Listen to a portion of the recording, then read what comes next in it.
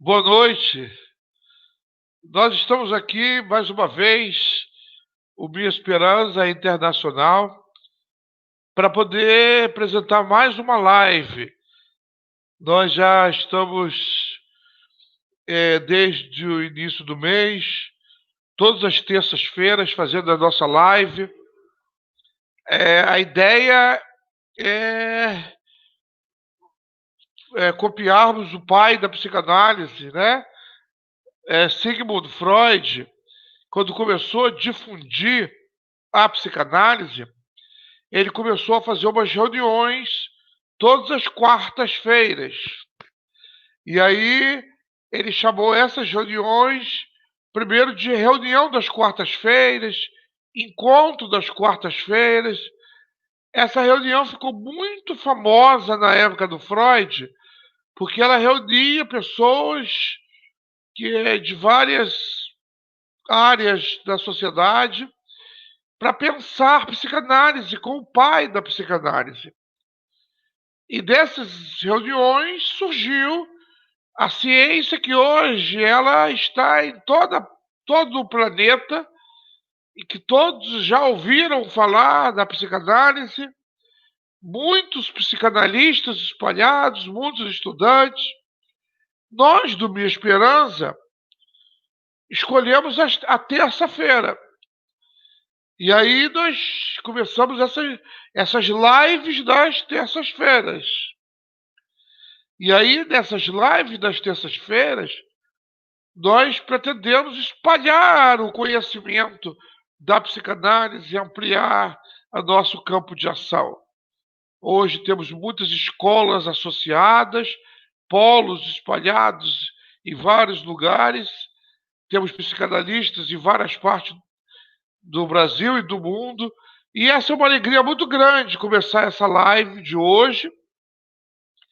E hoje nós temos conosco o doutor Robário Soares Correia do Nascimento, né?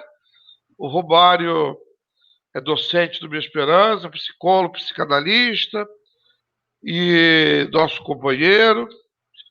E hoje nós vamos discutir um tema muito interessante. Eu estava conversando com um diretor da Unicamp de São Paulo e ele me falou que fizeram lá uma reunião em que o tema foi: me diga onde dói e eu te direi quais são os seus problemas pessoais. Achei super interessante. Aí eu falei assim, mas esse tem a cara minha e do Romário, né? Para que a gente possa trabalhar essa live. E hoje nós vamos falar sobre isso. Me diga onde dói e eu te direi quais são os problemas pessoais. Boa noite, Romário. Pode dar sua saudação aí inicial. Boa noite, doutor Zilmar. Boa noite a todos que estão online.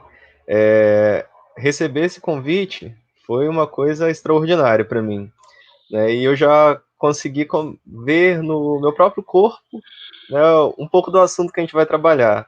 Né? Minha primeira live hoje, nunca tinha feito isso antes.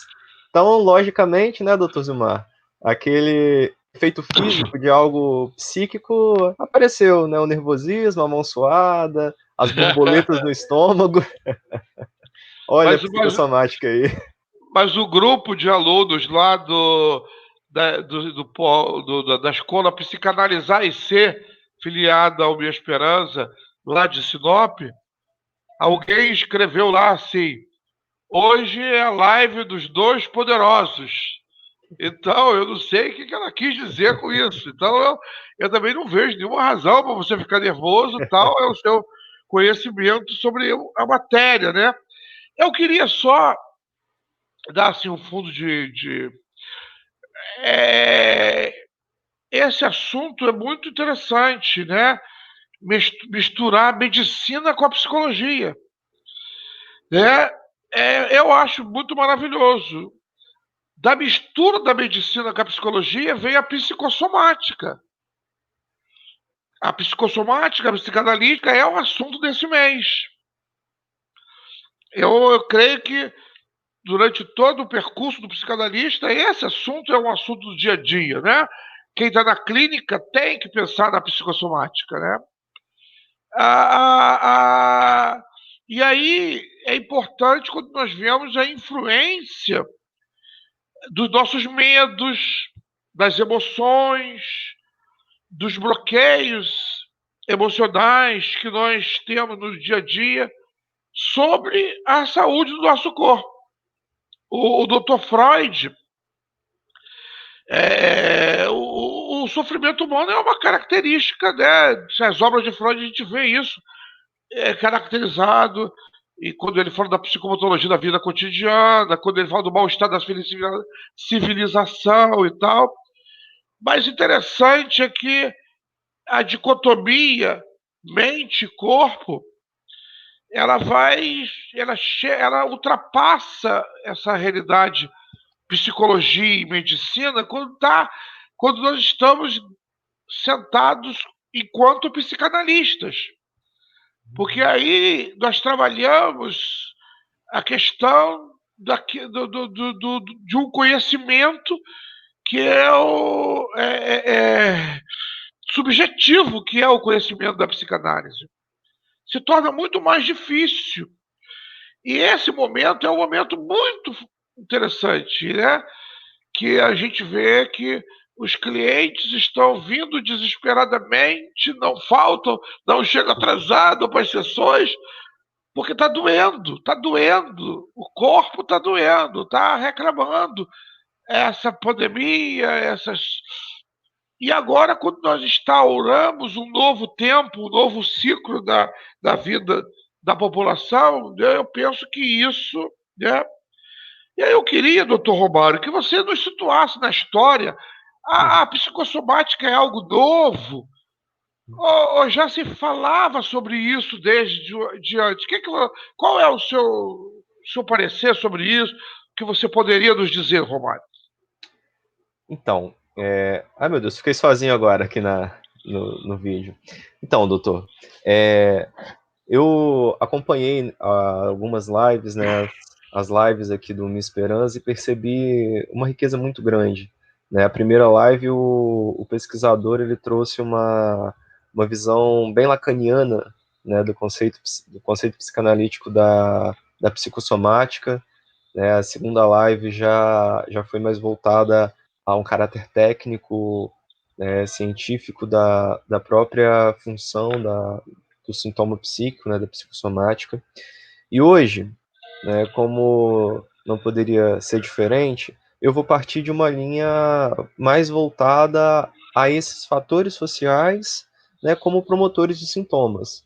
Né, e esse próprio sintoma, ele tem uma caracterização social, porque todo sintoma psíquico ele é social, né, ele aparece num determinado contexto, numa determinada época, né, e ele aparece justamente quando esse sujeito ele se estranha de si mesmo, né? Como parafraseando o Dr. Freud, ao invés de um mal-estar na civilização, a gente pode entender que é um mal-estar no próprio desejo, né? E essa medida da evolução da psicossomática, do conhecimento da psicossomática, a gente pode perceber alguns fatores histriônicos, né, doutor? Na época do Freud, o fator que delimitava o acusamento social, né, do sintoma que acusa esse mal-estar na sociedade foram as histéricas. Né, as histéricas com esse discurso histriônico, esse discurso sexualizado, né, para uma época e para uma moral que era estruturada sobre um patriarcado, uma visão onde a mulher estava tolhida de muitos direitos, né, que a castração à mulher era muito grande. Esses sintomas surgem justamente para demonstrar, não, peraí, há algo errado nessa civilização, nessa sociedade. E com isso, o padecimento histérico. E o que foi a histeria na época do Dr. Freud? Né? Na época do Dr. Freud, a histeria foi o sintoma marcante, né? O pontapé inicial da psicanálise. Naquela época, por assim dizer, era o carro-chefe. Várias mulheres apresentavam determinados sintomas, mas quando se fazia uma investigação profunda, não haviam lesões físicas, mas havia o padecimento dessas mulheres paralisias,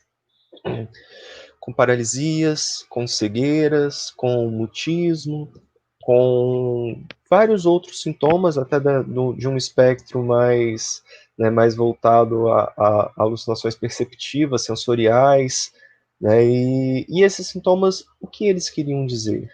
Queriam dizer de um corte no próprio desejo, num corte na possibilidade de chegar a esse desejo, por assim dizer. Né? Essas mulheres estavam amordaçadas, e o fato do Dr. Freud dar voz, permitir que a voz dessas mulheres viesse à tona, foi um dos fatos mais revolucionários da ciência psíquica. Né? Ele permitiu que aquelas a quem a sociedade excluía, né, aquelas a quem a sociedade colocava em clínicas, nos antigos asilos, né, nos antigos, né, sanatórios, pudessem dar voz, transportar esses sintomas por meio da palavra, que a psicanálise é a cura pela fala, e assim deixar de tê-los, deixar a angústia e deixar esse adoecimento psíquico. E, e com isso a psicanálise passa a, por assim dizer, partir da realidade subjetiva para o todo, diferente do que a medicina, do que a própria ideia filosófica da época pregava. Né? Se partia das generalidades para o sujeito e tentavam enquadrar dentro delas. Né? Como, por exemplo, a mulher da época. Eu até nas minhas pesquisas hoje, eu estava pensando um pouquinho, estava refletindo, estava lendo, né, assistindo alguns vídeos, e me lembrei de uma frase que virou até meme na internet: bela recatada do lar. Na época do Dr. Freud, esse era o lema. E esse lema, essa realidade, que se tornou uma realidade subjetiva e um ideal, trouxe uma acusação. Essa acusação pôde ser apresentada pelos sintomas histéricos. E aí, nos sintomas histéricos, nós temos muitos detalhes. Eu queria chamar o Dr. Zilmar de novo, né, para partilhar aqui a tela comigo, mais uma vez, né, para me falar um pouquinho, para a gente fazer um bate-bola dos sintomas histéricos. O Dr. Zilmar que está partindo de uma perspectiva aí da psicossomática, dos sintomas, do que os sintomas têm a dizer. Né? E eu achei esse tema da live hoje um tema muito interessante. Me diga onde dói, que eu te direi o que você tem. Né? Isso, de primeira vista, a gente pensa, nossa, que chamada esotérica, né? Uma coisa quase, vamos ler mãos, não. Né? Todo sintoma, ele nos demonstra uma realidade psíquica, uma realidade subjetiva, uma realidade que está em movimento. Né? A gente vai partir, vai entender um pouquinho, talvez vai discutir um pouco sobre a dinâmica pulsional, a primeira tópica de Freud, né? Esse modelo econômico, topográfico e dinâmico, e aí a gente vai entender como as pulsões vão originar esses sintomas. Mas eu queria passar para o Dr. Zilmar a bola um pouquinho, para ele me falar, né, para nos falar, né, tem que me acostumar que a gente está ao vivo, né, tem mais gente vendo, para ele nos falar um pouquinho sobre esses sintomas histéricos, né, as paralisias nos membros, como por exemplo, as pernas paralisadas nas histéricas clássicas de Freud, a perda da visão, né, e a perda da voz, e por aí vai. Interessante é que hoje eu também me dei conta de que a histeria, o Dr. Otto Ferichel, ele fala da histeria, e aí ele diz que são emoções não compartilhadas, são problemas guardados e que não são compartilhados, né? As doenças e os sintomas psicossomáticos, eles têm uma origem nessas emoções, nas pulsões que nós guardamos internamente. Guardamos porque muitas das vezes temos dificuldade de compartilhar essas emoções. Guardamos porque muitas das vezes não sabemos como compartilhar. Eu sou mais, né? O Dr. Romário é o ele sistematiza o assunto, né? Eu sou mais assim da prática ali. O cliente chega e diz assim, tá doendo. Eu não sei onde dói. Aí o doutor Dágio, ele diz, o cliente sabe onde dói. E aí ele diz, a maior dificuldade não é você dar oportunidade para que o cliente faça catarse. Não, não, essa não é a maior dificuldade. Porque aí ele vem, ele traz consigo o sintoma, sem H. Esse sintoma, ele diz, não sei, né? Hoje eu atendi 4 mulheres. Por causa da live, então meu atendimento é mais à noite. Mas hoje eu atendi 4 mulheres e as 4 estavam com o mesmo sintoma. Só que uma estava do norte, outra estava do sul, outra estava do centro-oeste e outra estava aqui perto de mim. Eu falei, mas como pode? De lugares diferentes. Aí a demanda era: eu estou sofrendo. Não sei por que estou sofrendo, mas o meu sintoma é esse. E aí, o que o que traz essa, o que faz leva a esse sintoma? Aí o doutor Nágio, ele diz: o maior desafio do psicanalista não é dar essa oportunidade, é entender o sintoma com H.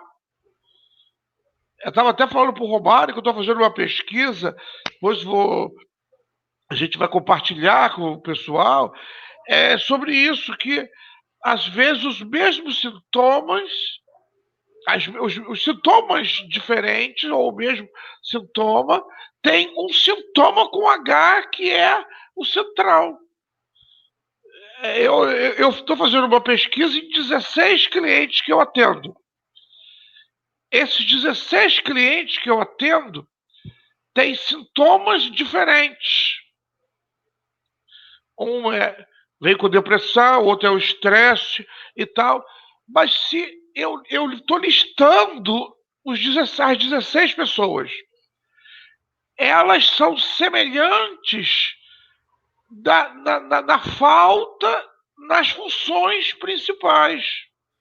As funções que Lacan coloca como sendo principais, e é onde, no complexo de Édipo, nós fabricamos as estruturas, né? Fabricamos a neurose, a psicose, a perversão, ali dessas funções principais.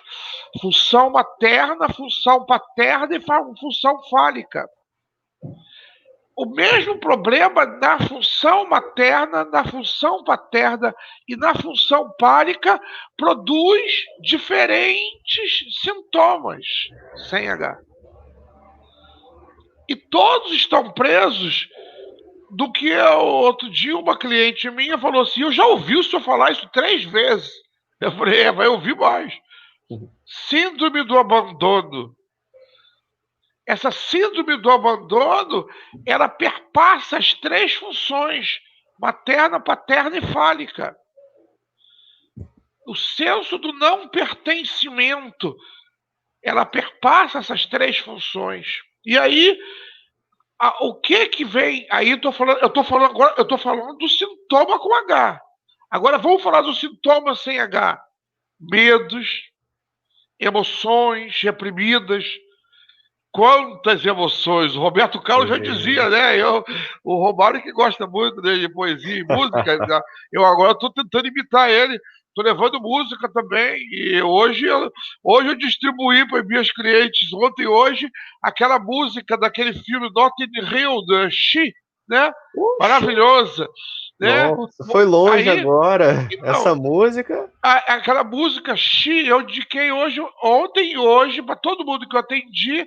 Eu falei sobre o filme Notting Hill, né?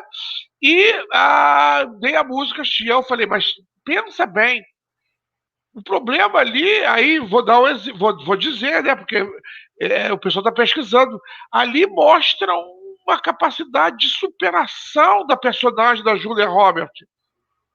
de superação diante do laço social, que o Romário acabou de dizer, das dificuldades, dos sintomas com H, e que provocava nela uma série de sintomas outros. E aí quase perdeu uma grande oportunidade na vida dela. Não vou contar tudo não para vocês verem o filme. Vejam o filme, Notting Hill. E aí o que acontece? Esses medos, essas emoções reprimidas, esse sentimento de culpa, de rejeição, né?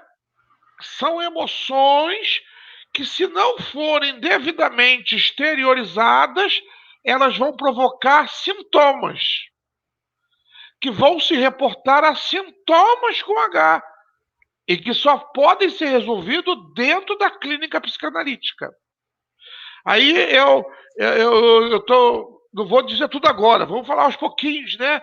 Depois eu sei que as luzes vão perguntar, depois eu vou mandar a lista completa, né? Aí quando vem o tema da nossa live de hoje, quais as dores do seu corpo que pode dizer alguma coisa sobre você, né? Aí, por exemplo, eu coloquei dor de cabeça. Eu e a doutora Cláudia falamos sobre enxaqueca, doutora enxaqueca, né? Quando nós tivemos no canal, eu já até falei com ela. Nós vamos inaugurar o programa da doutora enxaqueca. E ela vai ser a chefe do programa, né? Para poder falar sobre enxaqueca. Sem fazer merchan, mas ela que está cuidando da minha. Então, né?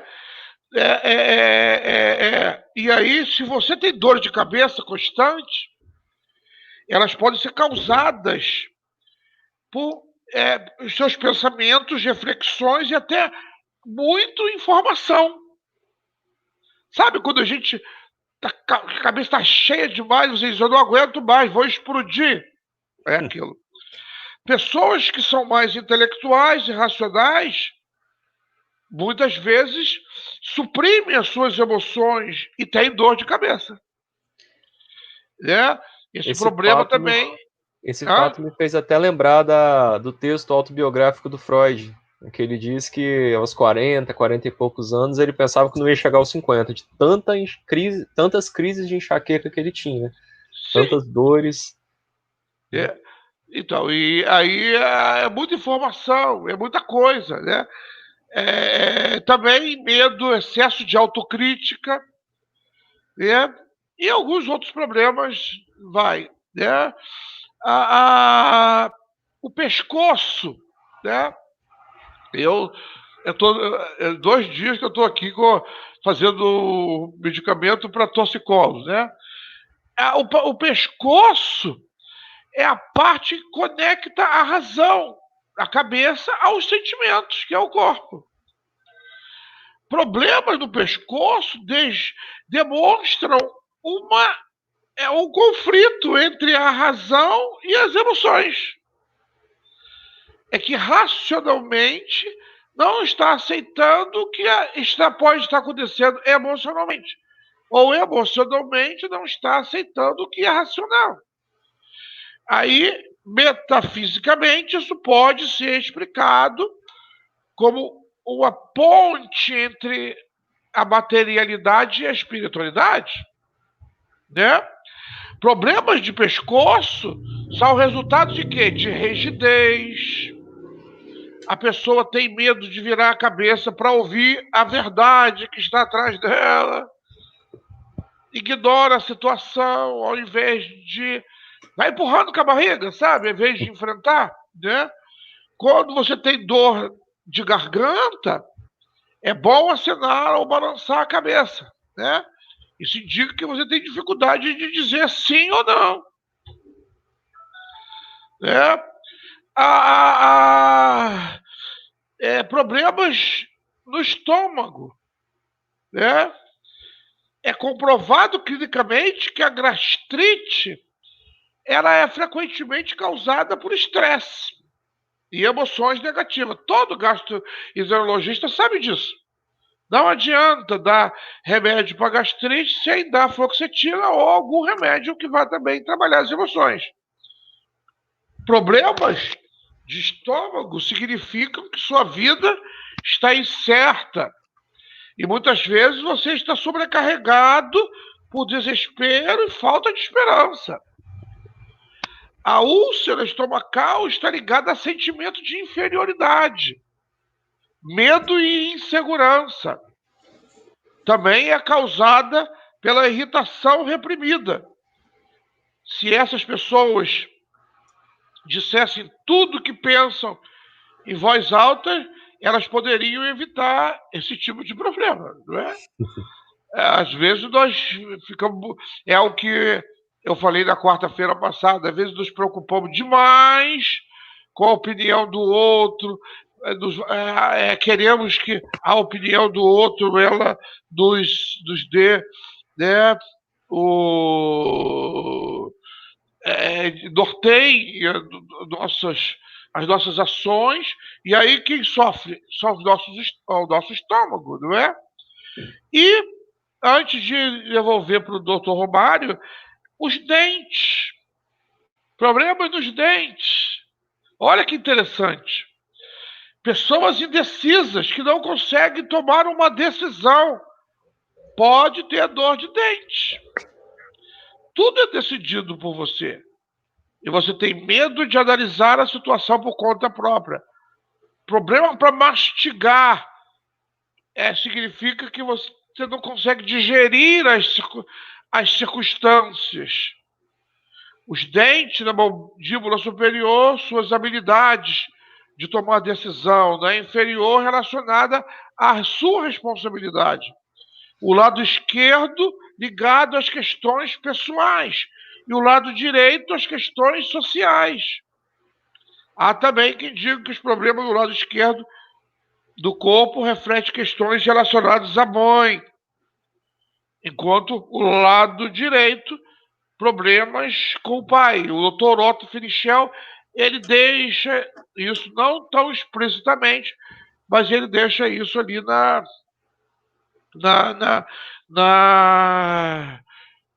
no seu discurso ali psicoterapia psicanalítica das neuroses, né?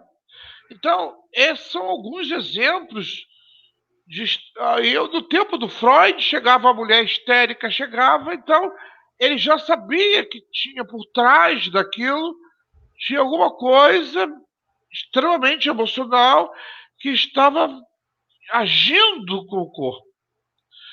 O corpo ele acaba apanhando e acaba sofrendo as consequências da dificuldade que nós temos de lidar com aquilo que ficou para trás, de lidar com aquilo que nós muitas vezes não estamos conseguindo entender. E aí tem pessoas que esperam os últimos momentos para ir ao analista. E tem aqueles que vão ao analista e não conseguem cumprir o que o analista sugere. Aí começa a dizer, mas não está acontecendo nada. Mas aí está falando para o analista realmente o que está acontecendo? Diga-me onde dói. E eu direi quais são os seus problemas. Eu até gostei disso, sabe, Romário? Eu até estou começando hoje meus atendimentos. Eu começo com e falo assim: diga-me onde dói, eu vou dizer quais são os seus problemas. Então, eu achei muito interessante isso. Hoje, sem a psicossomática, talvez a clínica ficaria muito complicada. E principalmente agora, né? E aí eu queria devolver para o doutor Romário para dizer, e agora, depois dessa pandemia, será que essas coisas ainda vão continuar vindo para o consultório? É como diz o Carlos Drummond, e agora, José? A festa acabou, os convidados foram embora, e agora, José? E agora, José, a gente precisa descobrir, né? A gente precisa refletir. E a gente precisa entender como chegamos até aqui, primeiro.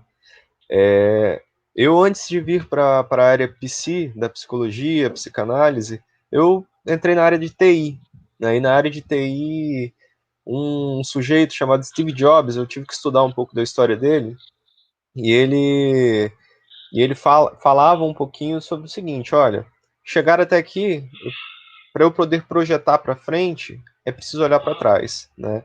Para olhar para trás, nós só conseguimos projetar à frente olhando para trás, né? Isso é um fato.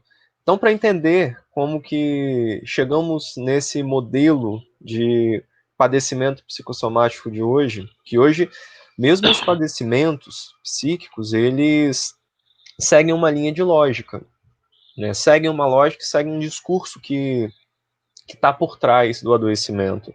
E esse discurso nós podemos compreendê-lo como um discurso social, né? Como uma lógica social que faz alusão a essa, a gente pode dizer, essa crítica que o sintoma faz, né? O sintoma psicossomático, né? E para isso a gente precisa entender que nós somos feitos de tanto de órgãos quanto de palavras, tanto de células quanto de letras, né? Nossa constituição, ela perpassa além do nosso corpo a nossa mente, a nossa psique, que é integrada de palavras, né?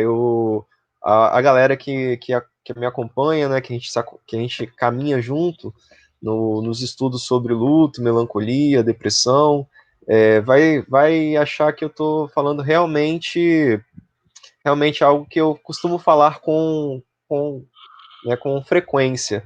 Mas esse adoecimento, ele segue um contínuo, né? Ele segue um contínuo de discursos. Qual é o discurso que embasa a nossa geração de agora, né? A doutora Cláudia tá falando aqui, minha querida Cláudia, né? Estamos trocando figurinha sempre. Literalmente, quando estamos com raiva, a cabeça dá choque.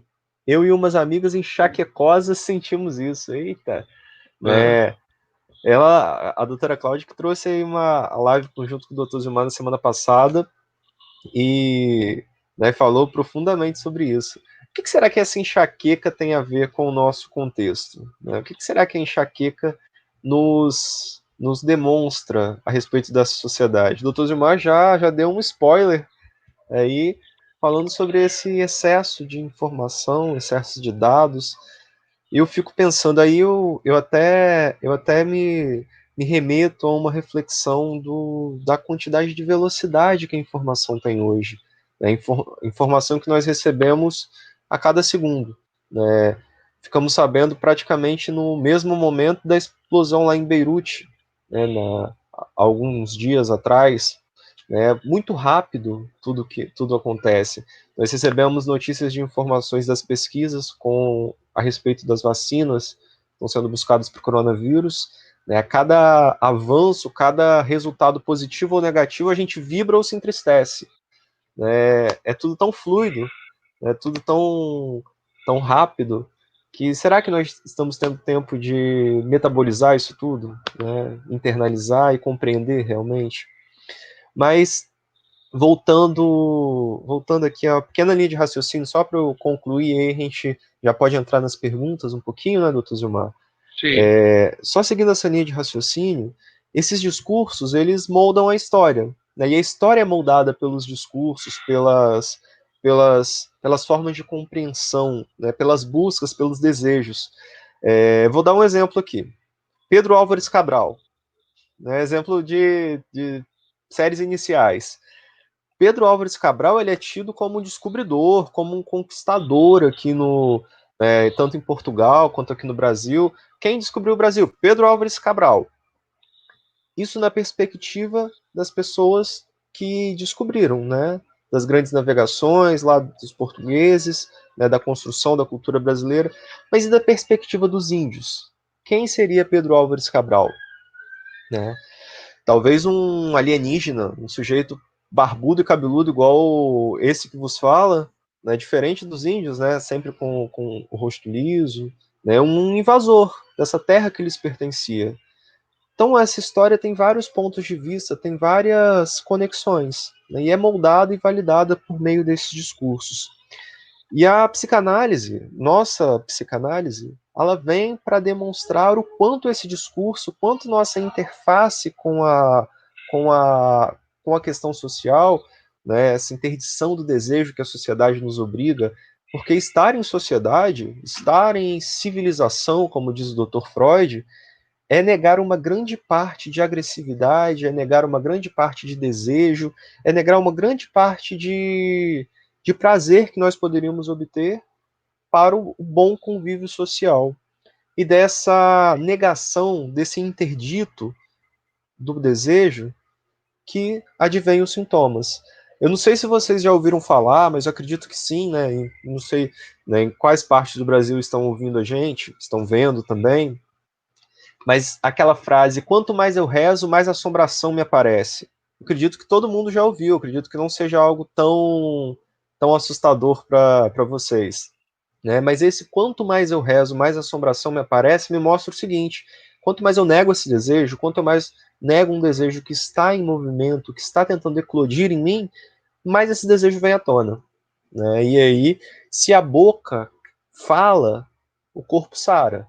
Mas se a boca cala, o corpo vai falar, o corpo vai demonstrar esse desejo, demonstrar essa interdição no campo do prazer, né, no campo do gozo, no campo da satisfação pulsional, que em outros momentos poderia ter sido realizada por meio da fala, por meio da própria compreensão, ou por meio da própria satisfação. Né? Porque a satisfação pulsional está ligada aí ao princípio do prazer, o princípio da constância, o princípio de que a pulsão é e sempre será um impulso constante. Né? Quanto mais nós fugirmos dessa realidade, né, que nos atravessa, mais sintomas talvez nos apareçam. Doutor, tem umas perguntas bem legais surgindo aqui que eu acho que caberia, né, na sua linha de pesquisa, na sua linha aí de que está falando agora, talvez dar uma resposta já começar. Está perguntando sobre Sim, o lúpus. mas antes disso veio a pergunta sobre a enxaqueca. Uhum. Nós já falamos, inclusive, na live com a doutora Cláudia, né, que a enxaqueca ela tem como, segundo a luz da psicanálise, como causa principal raiva reprimida. Né? E quem são as pessoas que caracteristicamente têm problemas fortes de enxaqueca? São pessoas perfeccionistas, que querem fazer a coisa certa, trabalham por fazer a coisa certa, são exigentes consigo mesmo e com os outros. Né? Esse é o primeiro. Geralmente também, aí dor de cabeça. Aí dor de cabeça está relacionado a pessoa que tem muita informação, que lê muito, que estuda muito, né? Alguém perguntou aí também sobre as alergias antes do lúpus, né?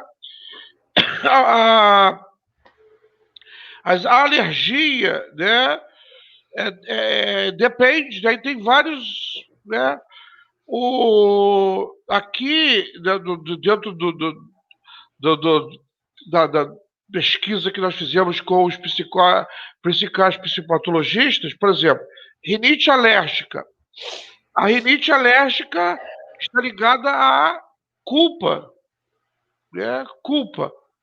Crença em perseguição, né?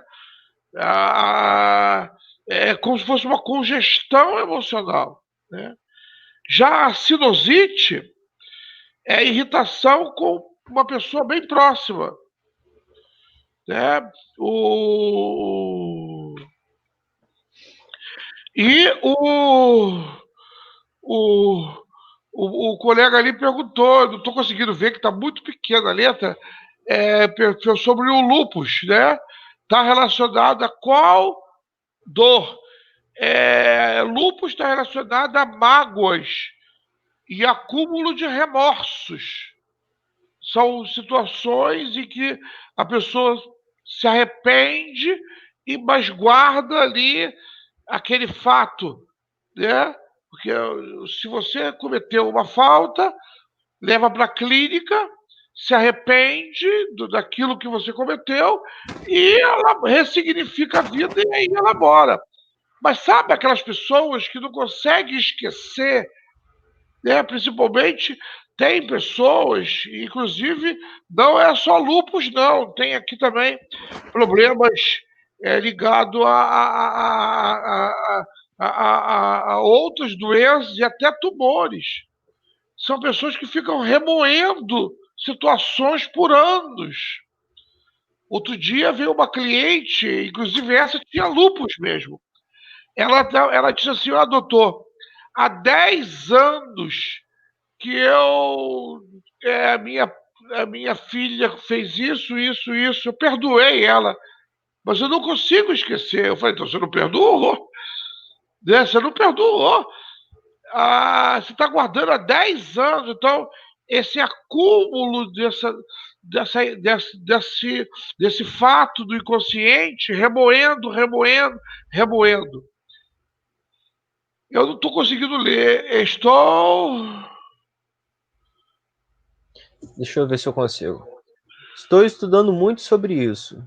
Sim, excesso de informação dá choque. KKK. Preste atenção quando você fica estudando muito, se você não fica com uma dorzinha de cabeça. Realmente. Isso é interessante, mas também, veja bem, e isso realmente você vai encontrar e dentro do Dr. Otto Ferichel, ele tem um capítulo inteiro sobre isso, né? Nossa, melhorou agora a letra. Melhorou, agora está ótimo, maravilha. Muito obrigado, meu filho. Você O Fábio é o uma cara. beleza. O Fábio se não fosse o Fábio, né? Deixa eu olhar aqui para ver se eu. Tem que ser lá em cima mesmo. E aí tá, mais alguma pergunta? Estou estudando sobre isso. Então, o rinite Chegou mais alérgica. uma, doutor. Uma outra antes dessa aí. Fibromialgia, que alguém perguntou outro dia na live que eu fiz com a Cláudia. Fibromialgia. A fibromialgias e o. Eu tenho que anotar dela, separei elas aqui, né? Fibromialgia. Mágoas, principalmente ocasionadas dentro de casa, né? Com pessoas próximas, né? Fátima Lopes diz: eu tive enxaqueca fortíssima durante a minha vida. Nunca entendia porque sentia tantas dores. Hoje vejo que era muita pressão no trabalho, carga excessiva de informação, medo do futuro, pelas condições que eu vivia. Tudo isso faz sentido? Claro, Fátima. Ou se faz. Se faz, né? Se você aí funcionou como uma verdadeira lacaniana, né? A Maria Amélia, coceira. Não, a coceira, dermatite atópicas. Individualidade ameaçada.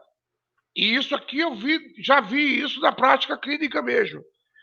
Quando a pessoa não aceita a si mesmo e se vê ameaçada pelo outro, né?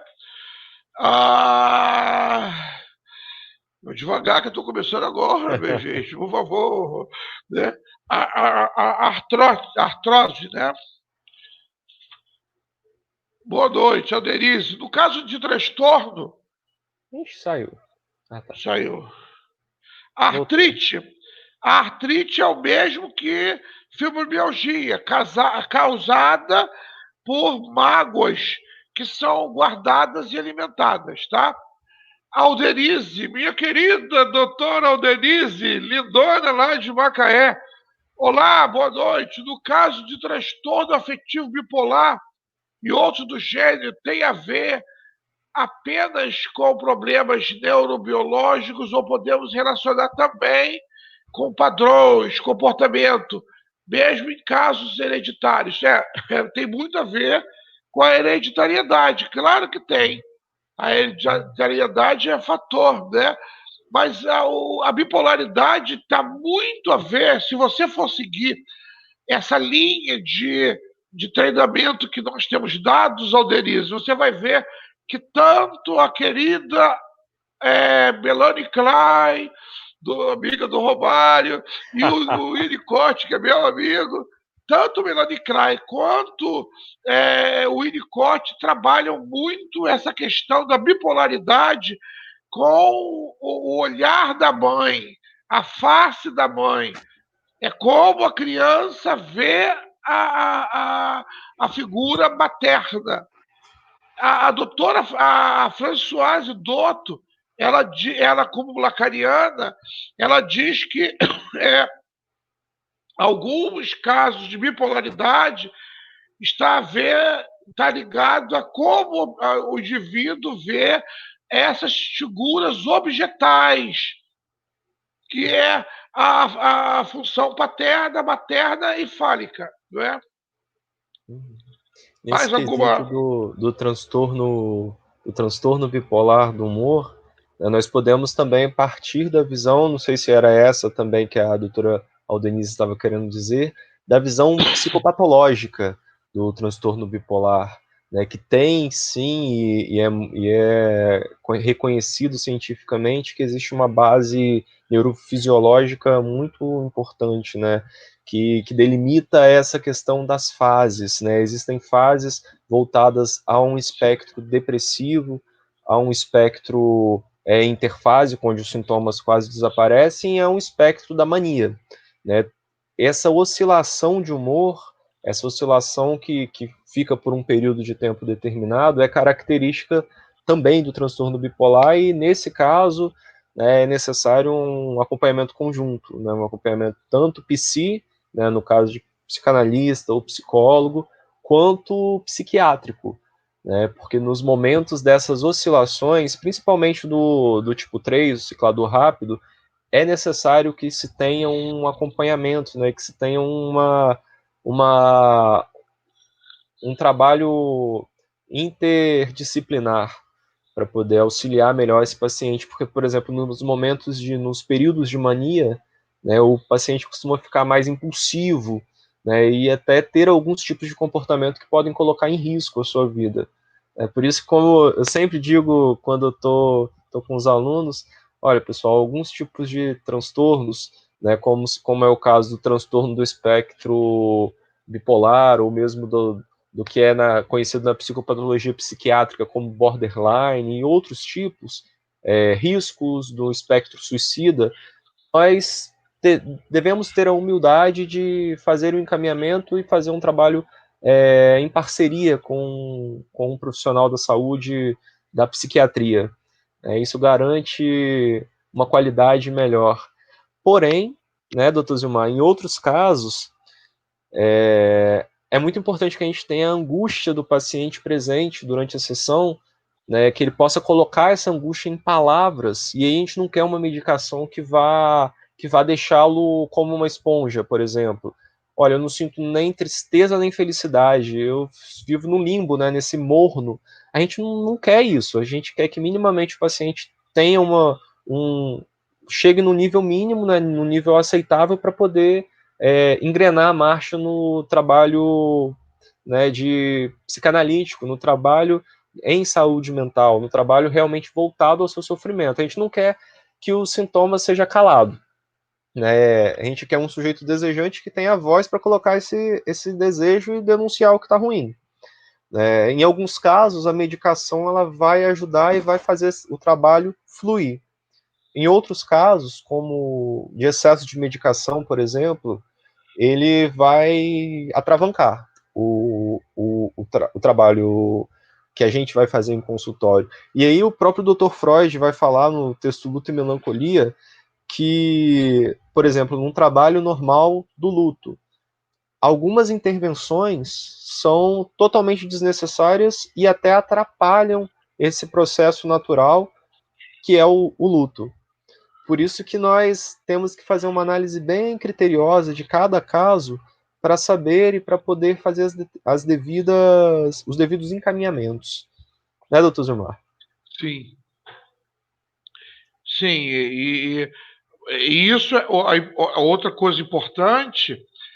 E eu hoje estou fazendo isso, fazendo uma relação de profissionais da área da medicina que trabalham também campo da psicossomática. E que a gente, às vezes, pode caminhar para poder, junto com o tratamento psíquico que nós vamos fazer dentro do consultório, trabalhar, e aí ele pode ir lá para poder, de repente, ver a gravidade do que está acontecendo lá do corpo, não é? Então, isso é muito importante, né? Alguém perguntou aí sobre a questão da alergia, se está ligado ao estresse. Sim, né?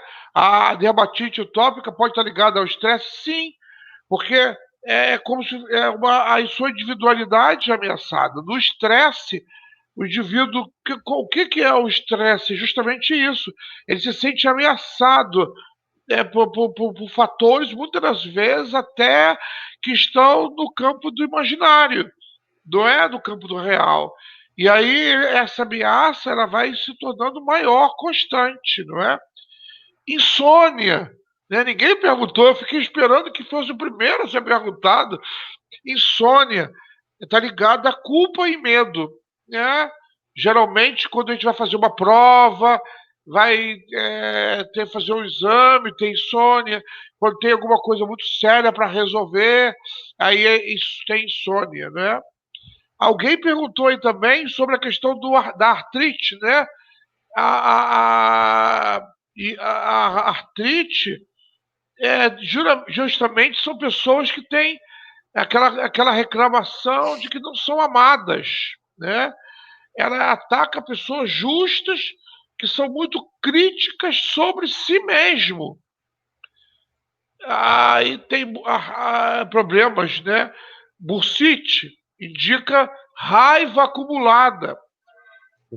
A pessoa deseja ser perfeita em tudo e não se permite ficar com raiva, o que acaba se acumulando nas articulações.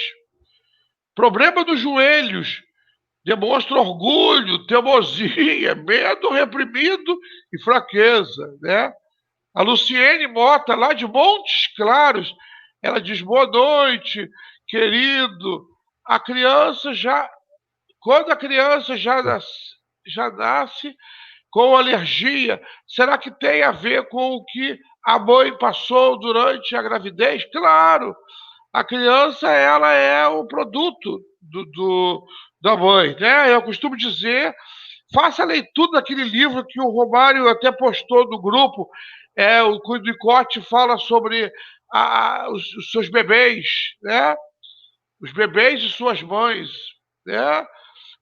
E ali o Winnicott fala sobre isso, que a criança, quando nasce, ela é produto de toda uma gestação. Então, por exemplo, o cordão umbilical, ele não passa só alimento. Então, ela já nasce com alergia. Então, a criança... E aí, você pode... Eu esqueci o nome da moça lá de Montes Claros.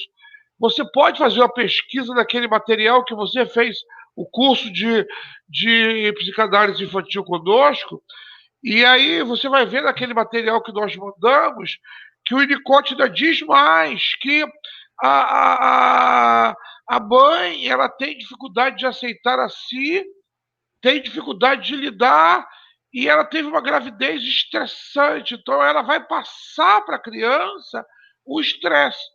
E a característica que a criança traz da gestação, do estresse que foi a gestação, é a alergia. Luiz Carlos Mateus Dias, meu amigo lá do Rio de Janeiro. Grande Luiz. Grande Luiz. O Luiz pergunta sobre o bruxismo. O bruxismo. E aí eu falei isso, o bruxismo, ele diz assim, bruxismo vem do estresse e insônia. Eu já falei sobre isso, né? O bruxismo é quando a pessoa tem medo de analisar a sua situação. É, de fato, um fator estressante. Sabe quando você está se sentindo enrolado, ameaçado de tudo quanto é lado, tem dívida, tem coisa para fazer, tem compromisso, é pressão aqui e ali, aí você está enrolado de todos os lados, mas aí você não quer pensar e tentar encontrar um caminho para começar do caminho para resolver, você vai empurrando com a barriga, aí veio o bruxismo, né? Dor de dente, aí ele ainda diz problemas dos dentes, né? Da arcada dentária, né? Então ele fala sobre isso. Mais alguma pergunta? Não, né? Também a Ana Rene, transtorno desafiador ou positivo. Podemos relacionar as dificuldades de convívio com os pais passado para o meio social, né? Sorriso. A Ana Rene, lá de Sorriso. Sim, olha, minha querida, é verdade. Esse transtorno positivo desafiador é isso que o Romário está se referindo. É um problema social, né? E aí, eu acredito, até falei sobre isso no encontro que eu tive outro dia com alguém, sobre isso, que vai aumentar. O pessoal lá de Minas me perguntou. A tendência é, depois da pandemia, aumentar muito esse transtorno desafiador ou positivo. E esse transtorno desafiador ou positivo, ele, alguns chamam de TOD, né, transtorno positivo desafiador, transtorno desafiador positivo, ele é necessário ser cuidado com o máximo de antecedência possível, porque no espectro, dentro do comportamento das crianças, nós temos o transtorno positivo desafiador dentro da psicopatologia, e também temos o transtorno de conduta, que futuramente pode vir a evoluir num transtorno de personalidade antissocial, que nós conhecemos vulgarmente como os perversos, né, como os psicopatas, como se conhece. Né, mas é um transtorno que pode afetar crianças no desenvolvimento, pode afetar crianças, né, na sua evolução, no seu meio social, onde o trabalho focal ele pode prevenir, né, assim, agravos significativos, né, no que tange ao comportamento na sua esfera social, na questão de transgressão, na questão do próprio funcionamento do princípio da realidade nessa criança. Então é necessário um trabalho e até fica como sugestão, né, o trabalho quanto mais precoce, né, mais profundo e mais resultados é capaz de trazer. Sim, mas eu queria responder uma pergunta que veio antes da Célia, depois respondo a da Célia. A pergunta era sobre a criança que tem bruxismo. Quando a gente fala do bruxismo, está relacionado à dificuldade de resolver os problemas à sua volta, aí a criança, quais são as questões da criança? As questões da criança estão relacionadas à mãe. É o ódio da mãe, é o seio bom e o seio mal, é essa dificuldade de lidar com a ambiguidade de uma mãe boa, de uma mãe má, essas questões todas estão relacionadas. Agora, da Célia. A Célia pergunta sobre os problemas da tireoide, né? Os problemas da tireoide podem ser associados a perdas, sim, né? Inclusive, eu relacionei aqui a tireoide, né? E aí eu coloquei, até separei aqui sobre isso. São perdas, dificuldade em lidar com as perdas, né? E aí, essa é uma das causas mais fortes, né? E também, o Dr. Otto Ferichel fala também, está ligado às perdas, né? Mas é um sentimento de humilhação, viu, Célia? A tireoide está muito ligada também a não sabe lidar com a perda e se sente tão humilhado, tão machucado, magoado, que não sabe levantar e seguir adiante, né? Ciúme retroativo, qual a causa? Tem relação com o complexo de Édipo? Olha, esse aí eu não tinha olhado não, né? O ciúme tem a ver com a insegurança, né? O ciúme tem a ver com a situação de posse, que o bebê ele nasce egocêntrico. Ele diz assim, é meu, é minha. E aí o ciúme, a Melanie Klein fala sobre a inveja e o ciúme. E ela fala justamente sobre isso da Melanie Klein, que tem muito a ver com esse sentido de posse, né? Senso de pertencimento, né? E aí gera o ciúme. Então, você tem, por que você tem, eu não tenho, por que eu tenho e você não tem, né? E geralmente é isso. Acabaram-se as perguntas, né? Então, ótimo, né? Já podemos caminhar para o fechamento. Mas antes eu ainda quero falar mais dois aqui, né? Que é a questão das hemorroidas. Hemorroidas. Ninguém fala de hemorroidas. Eu posso falar aqui à vontade de hemorroidas, né? Eu sei que ninguém vai perguntar hemorroidas, mas a hemorroidas está muito ligada a mesmo de prazos para resolver situações.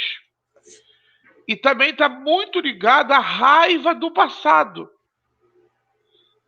Você vai ver que o que fala sobre a criança retém as esfíncteres, né? Ele vai reter para fazer o quê? Punir a mãe. Então aí ele não vai esquecer que lá no passado, eu outro dia fiquei impressionado de uma cliente, ela lembrava de que a mãe saía, deixava ela presa em casa, e a mãe voltava e não fazia nenhum carinho, nem dava nenhum presentinho para ela. Aí eu perguntei a ela, minha filha, você tem hemorroida? Ela falou, e muito. Eu falei, então já está aí. Você pode procurar o proctologista para resolver isso, mas a sua hemorroida está muito ligada a esse, a esse medo, a essa questão do passado, né? E a labirintite, tá? É o medo de não estar no controle. Por isso que tudo roda, tudo cai, fica sem controle. É porque quando você tem uma situação que tem sob o seu controle, depois você perde o controle, aí você tem picos de labirintite, né? Agora, é necessário extravasar, exteriorizar as emoções. Emoção foi feita para jogar para fora. Fazer atividades que tenhamos prazer. Aprender a transformar o sofrimento, né, em possibilidades. Ontem alguém disse para mim que nós precisamos realmente nos reinventar. E aí eu estou reinventando. Eu já mudei meu consultório aqui, já mudei um monte de coisa, criei 2 estúdios aqui no consultório, tá tudo mudado. Não era esse, era o plano anterior. Mas a gente tem que aprender a transformar o sofrimento, recriar situações que possam sufocar a dor. Mas aí você não é só sufocar a dor, você tem que colocá-la para fora, fazer todo um processo de ressignificação. Porque senão as doenças psicossomáticas vão destruir a saúde, integridade do corpo, porque o corpo acaba, né? Lembra qual foi o tema do primeiro live que o Bruno deu? O corpo com o envelope psíquico da dor. Tá ali, já jogamos para o corpo, né? Então, nós precisamos de trabalhar essas emoções negativas, nós precisamos ressignificá-las e precisamos procurar reinventar a nossa vida. Eu acho que é o que o Romário falou, esse tema é extremamente contemporâneo. Nós precisamos de fazer isso. Não adianta chorar, tá doendo. Temos que agir para mudar esse esquema, né? Sim, Romário, agora vamos concluir, né? dando algumas sugestões para eles. Eu já dei algumas, mas o que você poderia dizer aí mais? Eu tô contente demais com as discussões que tiveram, com as perguntas que foram levantadas, e o Fábio está dizendo aqui que tem mais perguntas, né? Mas, para isso... porque ele já está falando da prisão de ventre que você falou aí, doutor. A prisão de ventre está muito ligada, porque, por exemplo, hemorroida não é doença, né? Nós sabemos que a hemorroida ela é um sintoma de uma doença chamada prisão de ventre, né? Então, a prisão de ventre ela está justamente ligada a raivas do passado. Quem tem prisão de ventre constante são pessoas que ficam remoendo o passado, remoendo o que fizeram há 20 anos, há 30 anos atrás. São pessoas que não conseguem mudar o esquema, a situação. Que ficam dizendo, mas há 20 anos foi feito isso. Mas há 20 anos foi feito isso. Então, a prisão de ventre está ligada a isso, Kelly. Isso aí. A Viviane perguntando se todas as doenças têm causas emocionais. Não, nós não falamos isso. Nós dissemos que as emoções elas vão trazer, quando você não consegue ressignificar, quando você reprime as emoções, aí o que ela vai fazer? Ela vai encontrar uma maneira de extravasar. É uma pulsão que está bem reprimida. E aí ela vai trazer dor no corpo. Mas tem problemas que não são, né? Por exemplo, alguns problemas cardíacos não são, alguns problemas até de alergia não são. Você, às vezes, quem é alérgico a camarão, se come camarão, vai ter problema. Às vezes a pessoa tem problema da vesícula, mas aí então é por causa da má alimentação. Às vezes, então, existe, e aí a melhor maneira é justamente você trazer o problema. É por isso que o tema da live é isso. Diga-me onde dói, eu direi os seus problemas. Às vezes eu posso dizer para você, olha, não estou vendo nada aí que a gente possa ter que trabalhar profundamente. Mas você vai no médico fazer um exame físico. Que aí esse exame físico vai demonstrar um problema que não é psíquico. Nós estamos dizendo, dando os exemplos que tem sido retirado dos livros de psicopatologia e das experiências de consultório. Eu procurei relacionar aqueles que eu já vivenciei no consultório. Mas, por exemplo, tem muitos problemas que, por exemplo, a psicopatologia fala que a hepatite está ligada à raiva, ao ódio. Mas tem pessoas que contraíram hepatite numa relação sexual, contraíram hepatite numa transfusão de sangue. Aí não foi emocional. Então nós temos que. É por isso que é importante. Eu me lembro que na primeira live, o Bruno das Chagas, psicanalista, ele falou que é importante a escuta. Porque aí, com a minha escuta apurada, eu vou dizer, vai ao médico, porque isso não é para a clínica. Mas vai ao médico, porque vai ajudar e vamos tratar aqui a nossa parte da clínica. Ok, ok, Viviane? Obrigado. Eu vi que a Glícia mandou uma pergunta, a nossa querida Glícia, sobre a gastrite, doutor. Já até falou um pouquinho, mas é possível que ela não tenha pegado. A Glícia, né? A gastrite. A gastrite está ligado a incertezas profundas, Glícia. A sensação de condenação, né? Geralmente são aquelas pessoas que por exemplo, vamos supor, a Madre Teresa de Calcutá quer resolver o problema de todo mundo, traz muito peso sobre si, né?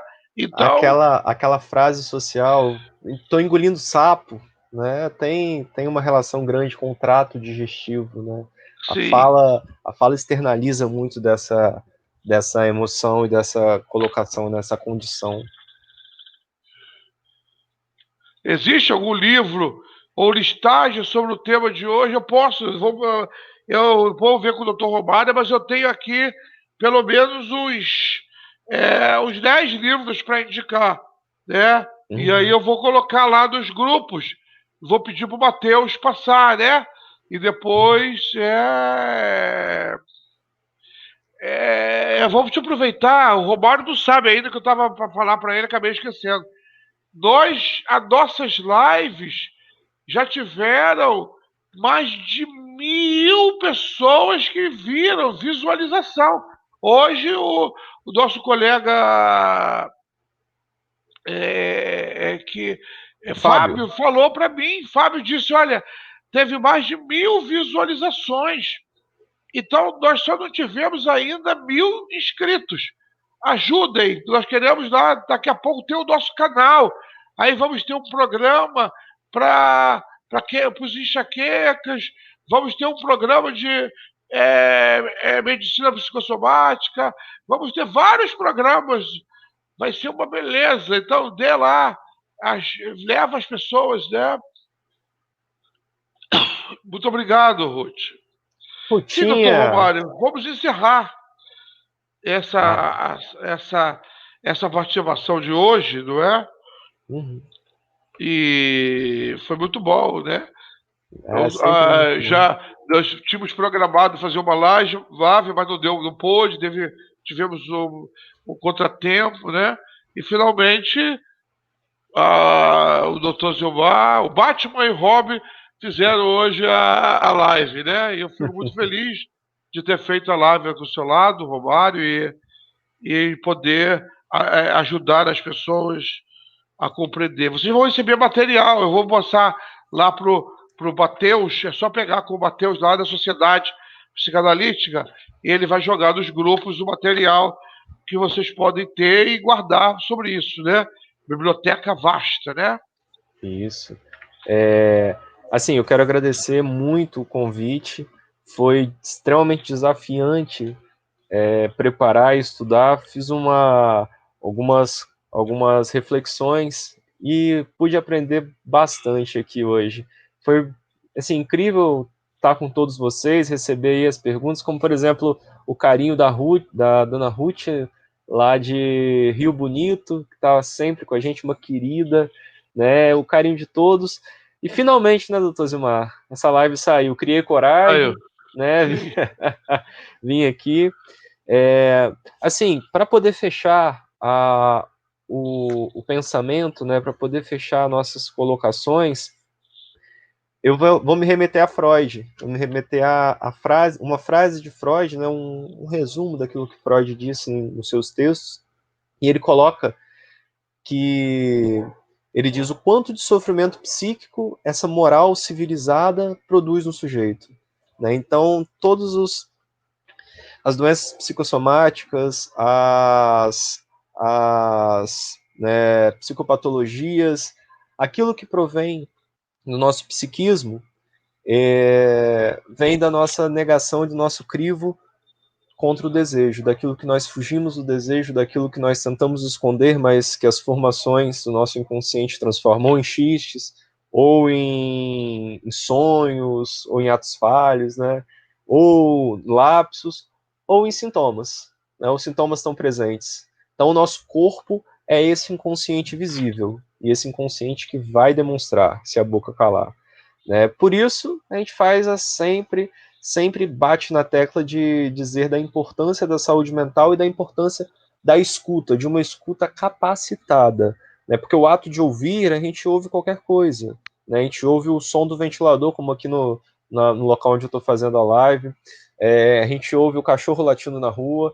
Mas a escuta ela é um trabalho ativo, um trabalho que está ligado à fala, está ligado ao desejo, onde o analista se coloca como o desejo do analista, né, se coloca a fim de permitir que o paciente, que o cliente, possa caminhar e balizar nessas negações, nesses desejos, porque às vezes o desejo pode também não ser o de resolver, né, doutor Zilmar? Às vezes a Verdade. ideia de manter o sintoma, ela é muito sedutora, né, porque o sintoma ele traz uma satisfação, mas até quando esse desprazer, né, que o prazer traz, ele é viável, né, a continuidade. Eu trouxe aqui um fragmento de uma música, como o Dr. Zilmar falou que eu gosto, né, de trazer essas coisas assim para a gente refletir. Não sei se vocês já ouviram, não sei se vocês já escutaram falar de uma música do Leone chamada É Proibido Sofrer. Tem uma parte dela que fala assim: é proibido sofrer, eu li, tá fora de moda, é falta de educação. É proibido sofrer, né? Então, será que hoje, nessa lógica em que é proibido sofrer, em que a gente medicaliza o sofrimento, a gente cala a voz do sofrimento, a gente dá a possibilidade disso ser ressignificado, de mudar? Né? É pela via da fala, é só pela via da fala que é possível ressignificar o sofrimento psíquico. Né? Fica aí a sugestão, né? Porque às vezes a gente já sabe, a gente conhece, às vezes, como o Dr. Zilmar mesmo falou, as pessoas procuram todas as possibilidades possíveis para resolver o problema, né? E buscam um consultório como a última possibilidade, como cuidar da mente, cuidar da saúde mental deveria ser tão importante quanto o check-up de 6 em 6 meses, Verdade. né? Mas fica aqui minha colocação e meu muito obrigado a todos vocês pela companhia, pela paciência, né? Pelas trocas, foi incrível para mim. Devolvo ao Dr. Zilmar agora. É, tá bom. E ainda breve eu e o Romário vamos voltar para falar sobre é, melancolia e outros assuntos, né, que estamos preparando aí. A Norma pediu, por favor, que não deixasse dela, a Norma Machado Marques, a de sensibilidade dos dentes, né? O que tem a ver? Tá precisando de tomar alguma decisão muito séria. E essa decisão tem levado a ser uma pessoa indecisa. Então, pessoas indecisas têm muita gastura e dor dos dentes, tá, Norma?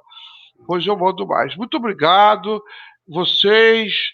Foi muito bom estar aqui mais uma vez, eu, Mário e vocês. E nós, terça-feira que vem, teremos outra live, né?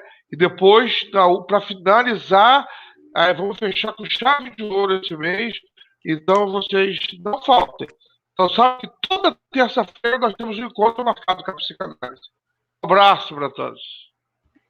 Um abraço, pessoal. Foi um É. prazer.